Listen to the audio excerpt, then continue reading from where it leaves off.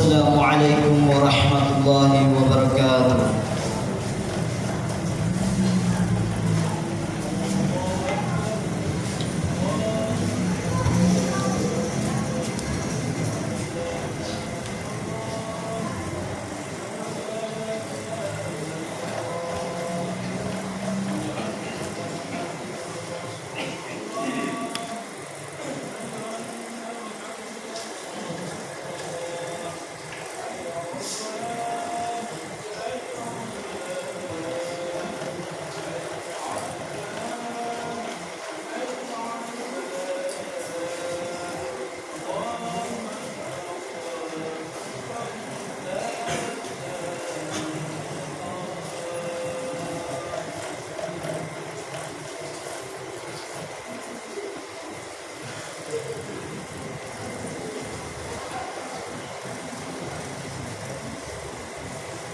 Innal hamdalillah nahmaduhu wa nasta'inuhu wa nastaghfiruh wa na'udzu billahi min shururi anfusina wa min sayyiati a'malina may yahdihillahu fala mudilla lahu wa may yudlil fala hadiya lahu.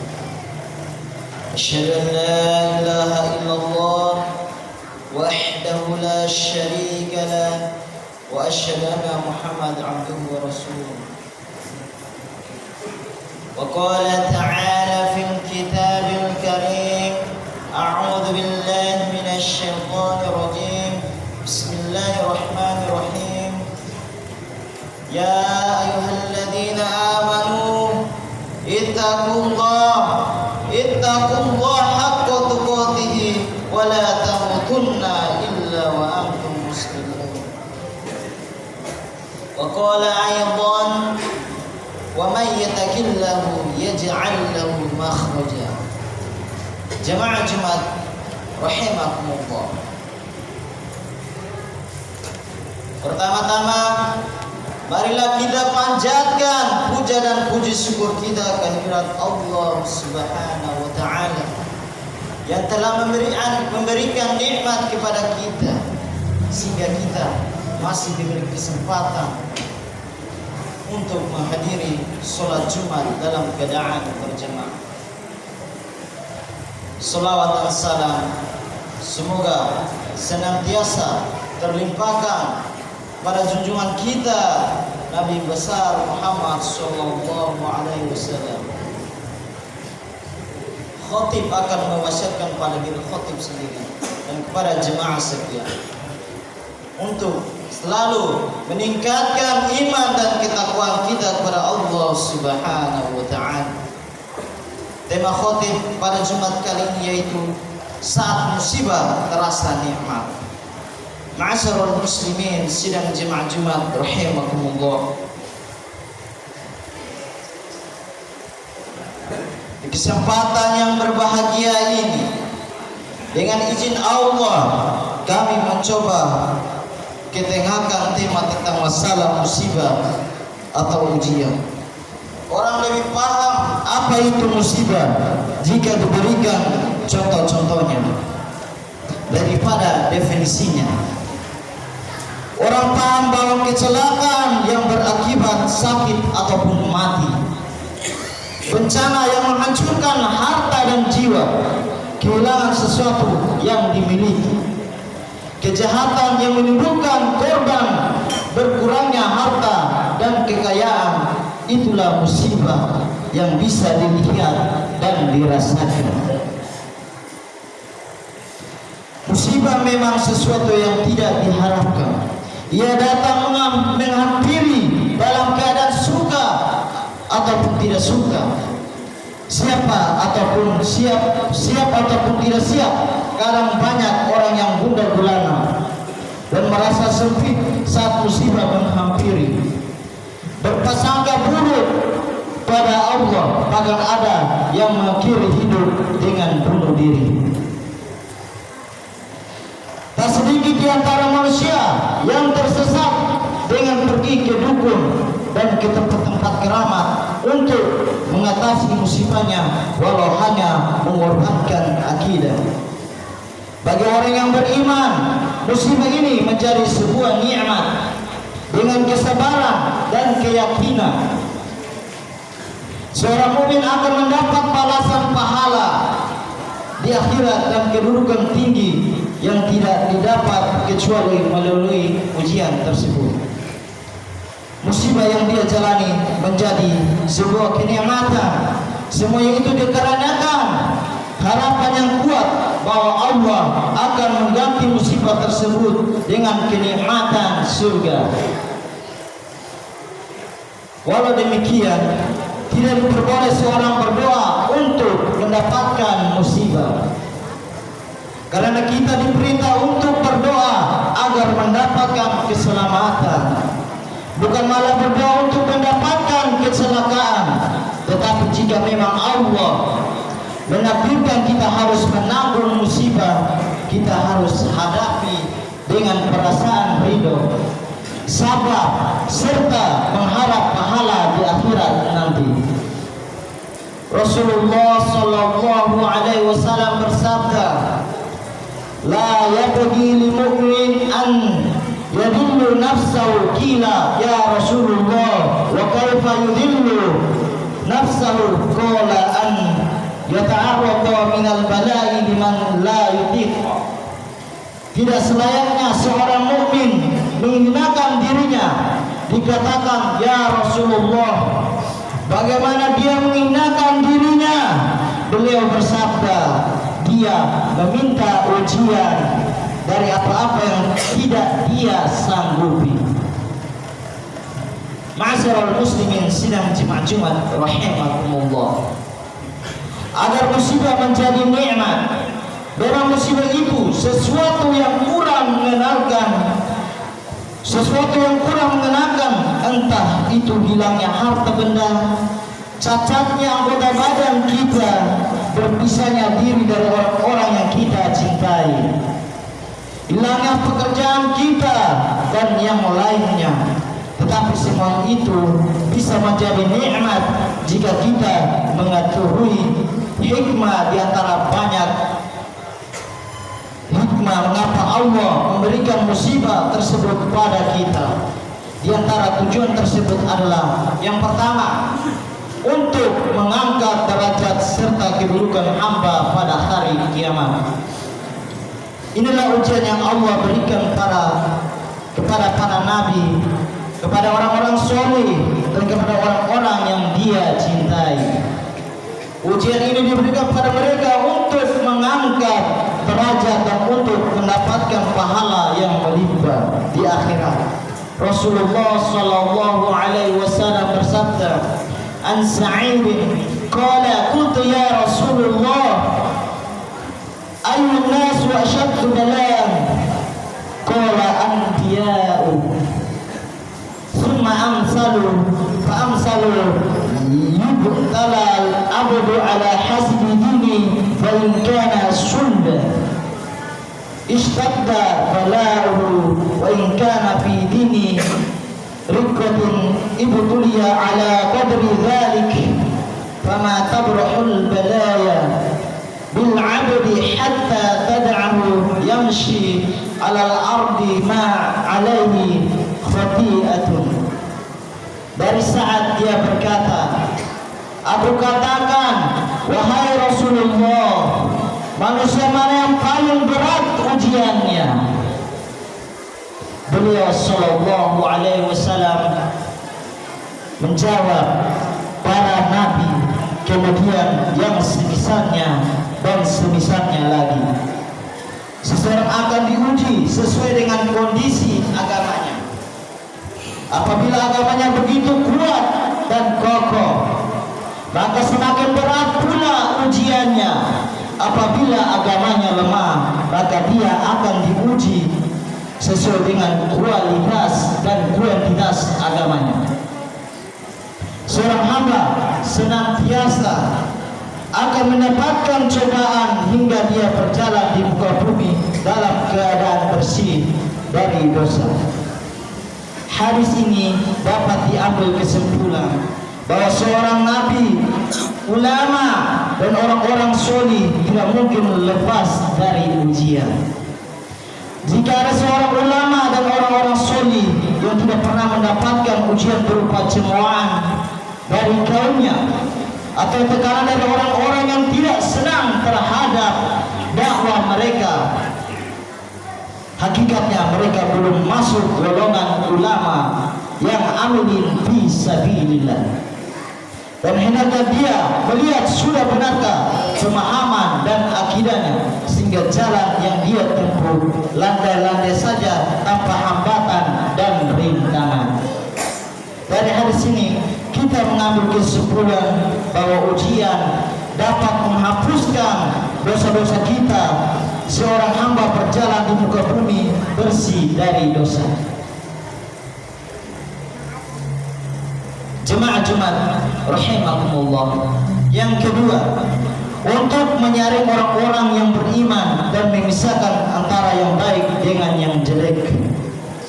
Banyak orang yang mengaku telah beriman dan siap mengamalkan serta memperjuangkan imannya, tetapi ketika datang ujian yang berupa benturan-benturan yang bertubi-tubi,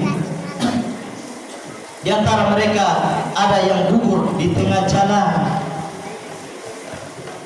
Mereka mulai berujur untuk tidak ikut dalam perjuangan tersebut. Dalam hal ini Allah Subhanahu wa taala berfirman, "Hasiban nasu ay yusraku ay yaqulu amanna wa hum la yuftanun. Wa laqad fatanna alladhina min qablihim. Allahul ladzi sadaqu wa ya'lamanna al-kadhibin." Apakah manusia itu mengira bahwa mereka dibiarkan saja? Mereka mengatakan kami telah beriman, sedangkan mereka tidak diuji lagi.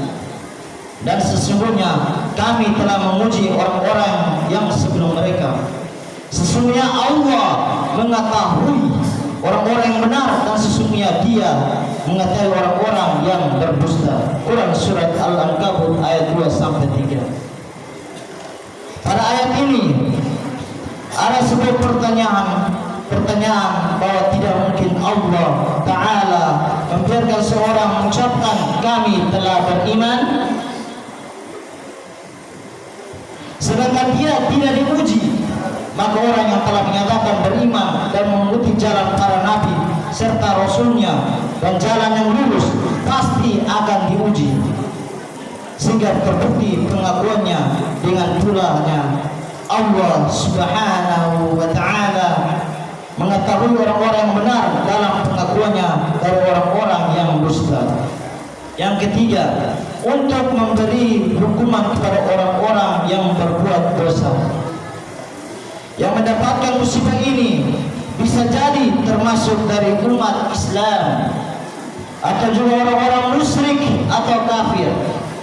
Jika itu terjadi pada orang-orang Islam, maka itu bagian dari peringatan Allah Subhanahu wa ta'ala agar mereka kembali sadar dan bertaubat dari perbuatan dosanya. Akan tetapi jika musibah itu ditujukan pada orang-orang kafir, itu merupakan bagian dari azab pada mereka sebelum azab yang pedih nanti di akhirat. Allah Subhanahu wa ta'ala berfirman, "Wa idza aradna an nuhlika qaryatan amarna mutrafiha fafassaqu fiha fahaqqa 'alaiha al-qawlu fadammarnaha tadmira." Dan jika kami hendak membinasakan suatu negeri, maka kami perintahkan kepada orang-orang yang hidup mewah di negeri itu supaya menaati Allah, tetapi mereka melakukan kedurhakaan dalam negeri itu, maka sudah sepantasnya berlaku terhadap perkataan ketentuan kami, dan kami hancurkan itu sehancur-hancurnya. Makna dari ayat tersebut, kami perintahkan mereka untuk taat, akan tetapi mereka malah berbuat dosa, maka sudah sepantasnya bagi mereka mendapat hukuman. Jika musibah yang menimpa seseorang yang tujuannya balasannya atau perbuatan dosa, dan juga ada menaikkan derajat seseorang, maka seseorang harus jeli di mana posisi dia saat mendapat musibah. Apakah musibah tersebut peringatan dari Allah Subhanahu wa Ta'ala, atau musibah tersebut sebagai penghapus dosa? Jika dia salah dalam menempatkan, akan terjadi musibah besar pada dirinya, yaitu bertambah jauh dari Allah Subhanahu wa Ta'ala. Di saat seseorang mendapat musibah, banyak di antara mereka yang berburuk sangka pada Allah Subhanahu wa Ta'ala. Dia mengerutu dan tidak sabar serta mengatakan, kenapa Allah memberiku musibah? Kenapa Allah memberiku musibah ini? Padahal aku tidak melakukan dosa. Dan tidak sadar bahwa musibah tersebut menjadi penghapus dosa-dosanya di dunia dan menaikkan derajatnya di akhirat. Lainnya, sekelompok orang yang selalu melakukan kemaksiatan dan dosa, saat musibah menghampirinya, mereka berbalik sangka kepada para dirinya dengan meyakini bahwa musibah tersebut adalah sarana menaikkan derajatnya di akhirat, sebagaimana musibah yang menimpa para nabi dan orang-orang soleh. Ketahuilah, wahai saudaraku, inilah buah dari kebodohan mereka terhadap hikmah musibah. Jika harus jeli melihat posisi diri kita, apakah ujian yang menimpa kita sebagai peringatan atas dosa-dosa kita, atau sebagai sarana untuk menaikkan derajat kita di hadapan Allah Subhanahu wa Ta'ala? Jika ujian menghampiri pada saat kita melakukan dosa, ketahuilah itulah peringatan dan hukuman. Tetapi jika musibah datang saat kita melakukan ketaatan, insya Allah ia adalah sarana untuk menaikkan derajat kita.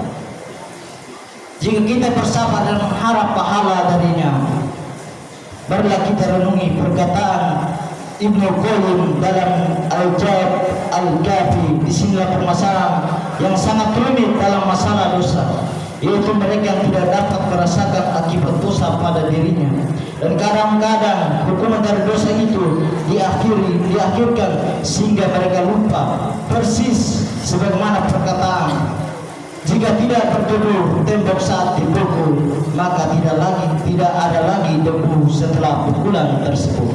Subhanallah, berapa banyak nikmat yang hilang dari kita dan berapa banyak musibah yang menimpa kita, tetapi sedikit yang sadar bahwa itu adalah peringatan dari Allah agar kita kembali kepadanya, kembali di jalan yang lurus dan bertobat atas dosa-dosa. Semoga Allah Subhanahu wa Ta'ala menyadarkan kita pada musibah yang menimpa kita. Aku qul hadza wastaghfiruhu innahu huwal ghafurur rahim.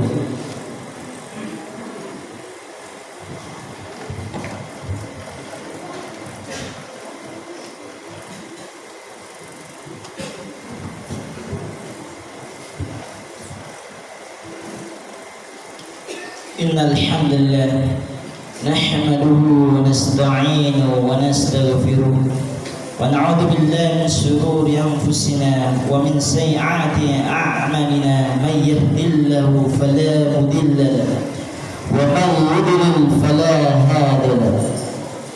Asyhadu an la ilaha illallah wahdahu la syarika lahu wa asyhadu anna Muhammad abduhu wa rasuluh. Amma ba'du.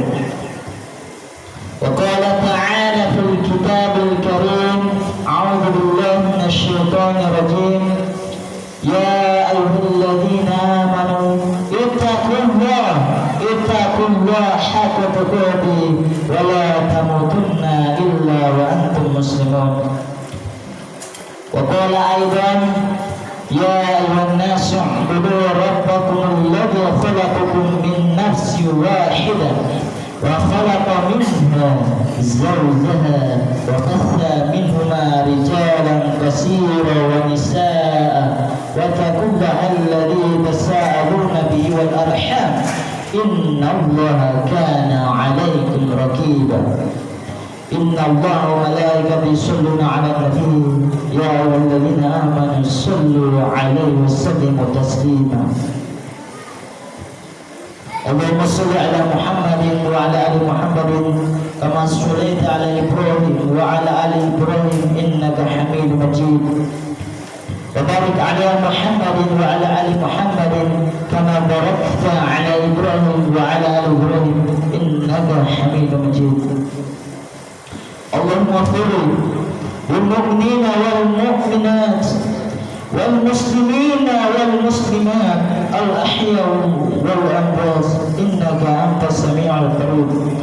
اللهم أرنا الحق حقا وارزقنا اتباعه وأرنا الباطل باطلا وارزقنا اجتنابه. ربنا ظلمنا أنفسنا وإن لم تغفر لنا وترحمنا لنكونن من الخاسرين. ربنا آتنا في الدنيا حسنة وفي الآخرة حسنة وقنا عذاب النار. عباد الله إن الله يأمركم بالعدل والإحسان وإيتاء ذي القربى وينهى عن الفحشاء والمنكر والبغي يعظكم تذكرون ولذكر الله أكبر. أقيموا الصلاة.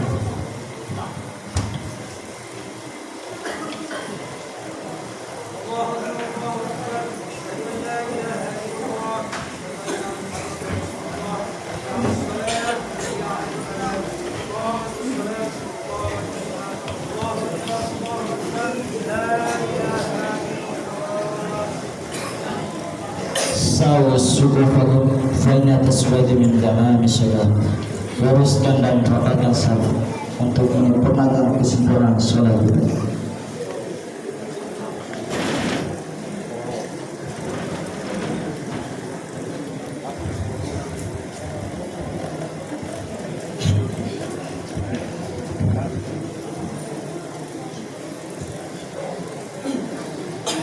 Allahu Akbar.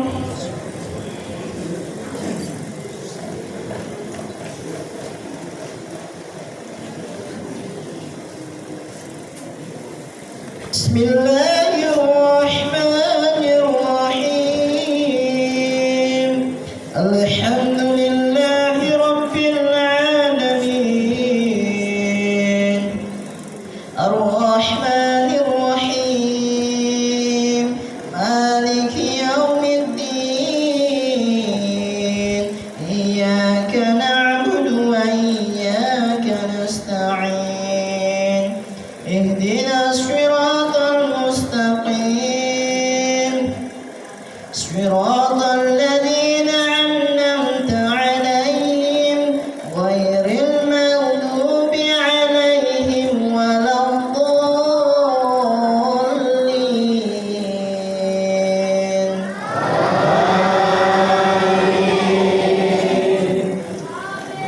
Bismillahirrahmanirrahim.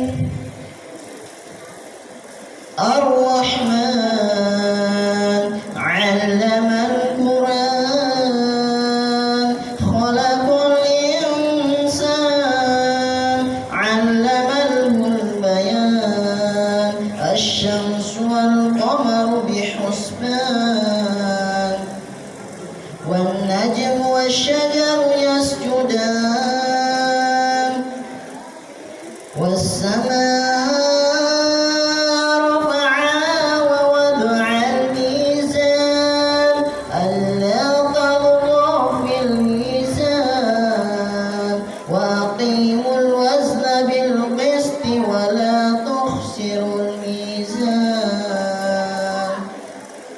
والأرض وضعها للأنام فيها فاكهة والنخل ذات الأكمام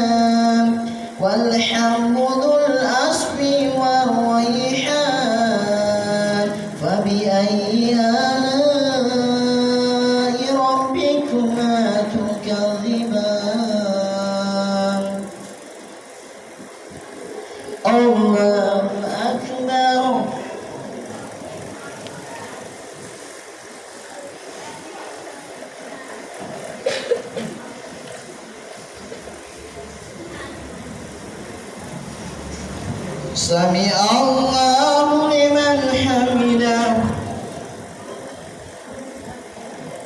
الله أكبر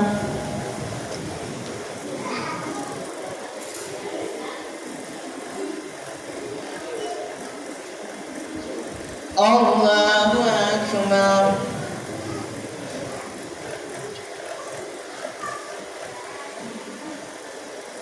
الله أكبر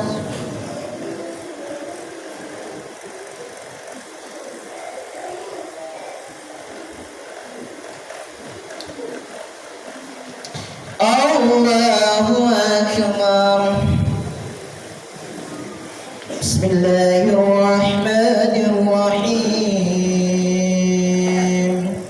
الحمد لله رب العالمين الرحمن الرحيم مالك يوم الدين إياك نعبد وإياك نستعين اهدنا الصراط المستقيم صراط الذين أنعمت عليهم غير المغضوب عليهم ولا الضالين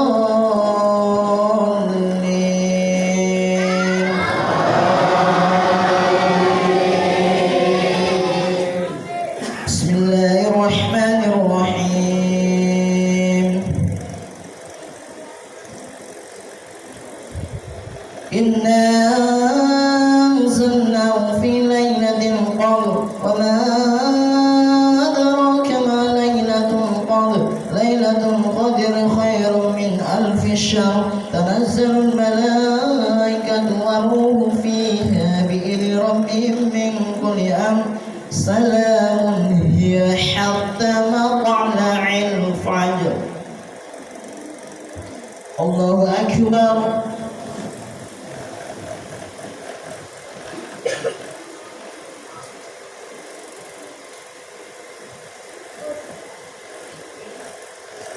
سمع الله لمن حمده الله أكبر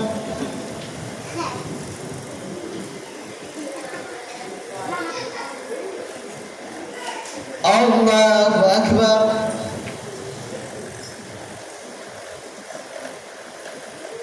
الله أكبر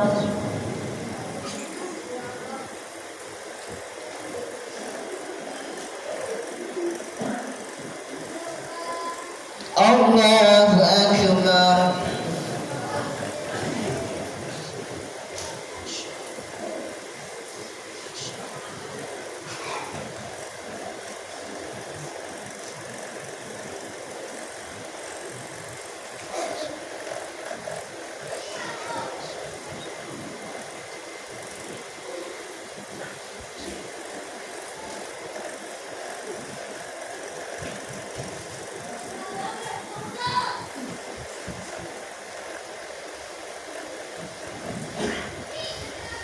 السلام عليكم ورحمة الله السلام عليكم ورحمة